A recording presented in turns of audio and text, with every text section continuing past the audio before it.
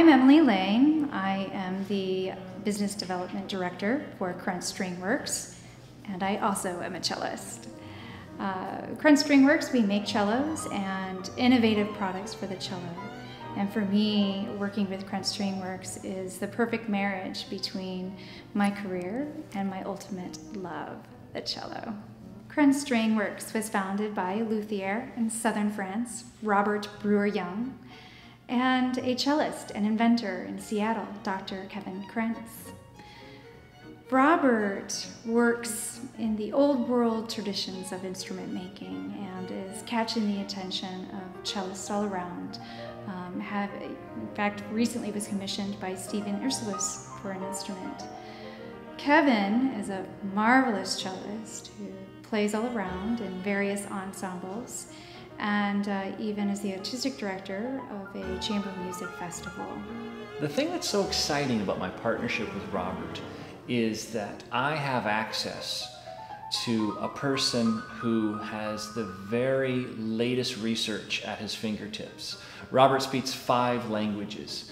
So when he's working with other makers, he's oftentimes the only person who can speak the one language that the other person needs to hear. And so he operates as a translator, and so he gets access to the very latest of the various research cells going on internationally. He's also just in such a beautiful artistic way really going after this old world craftsmanship and trying to recreate Stradivarius. So that really grounds me as an innovator.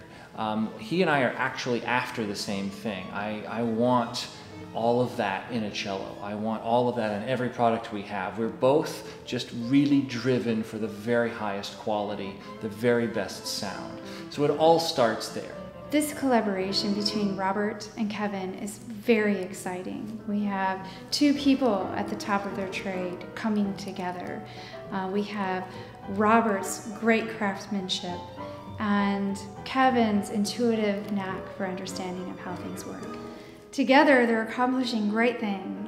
Robert's goal is to recreate the beauty and the craftsmanship of the Stradivarius instrument. Meanwhile, Kevin strives to solve the problems that Stradivarius left behind.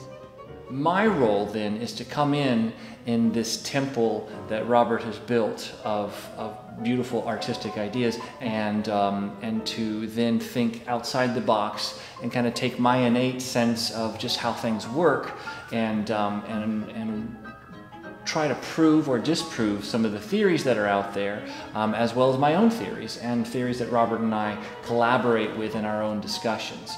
And so together we're able to take this wonderful level of artistry, cutting-edge research that others are doing with my skepticism and my kind of can-do spirit, and then put them together, and we really get some incredible results. As you'll see in the future, we've got some things on the workbench that are truly innovative. The result of the collaboration is paradigm-changing products. We have the world's most innovative cello, and the product that we're here to talk about today, the Krentz Wolf Eliminator, which has completely solved the problem of the big bad wolf. As anyone will tell you who's designing wolf eliminators, or any cellist will tell you, that wolf eliminators generally also, besides killing the wolf, they also kill your sound as a cellist. And I know a lot of people who would just rather suffer with a wolf that's maybe not horrible in order to not have that other bad side effect.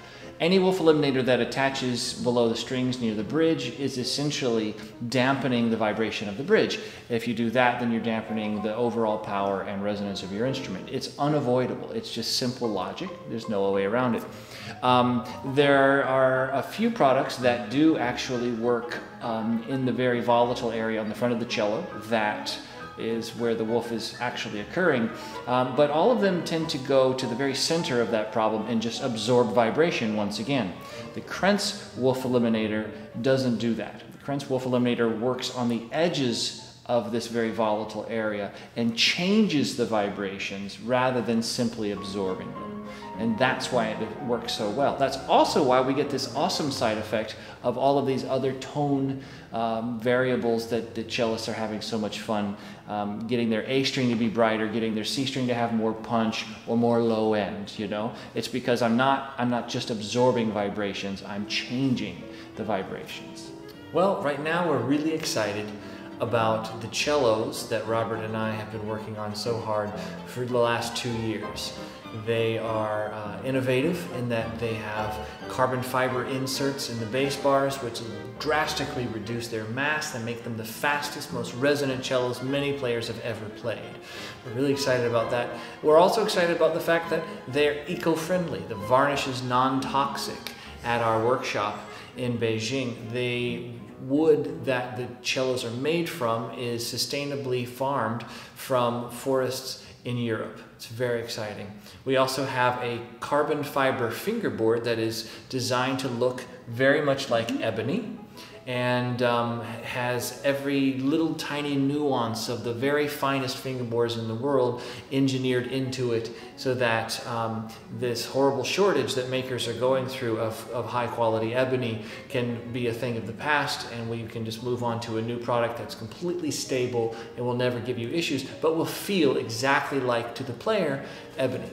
We also have a line of cases that we're working on that have lots of fantastic innovations that will make your schlepping your cello to and fro so much more convenient. Some real gee whiz cool stuff in those cases, which is very exciting. I'm having a lot of fun with that. And we also have a bridge that is tonally adjustable, so you can adjust it for the recording studio or for the concert hall playing concertos, or for playing chamber music in a big hall, chamber music in a small hall, solo music.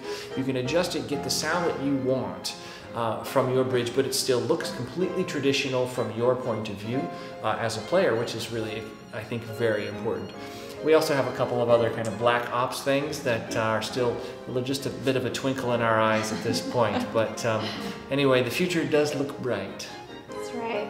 Well, here's to the great traditions of the past and our innovations for today.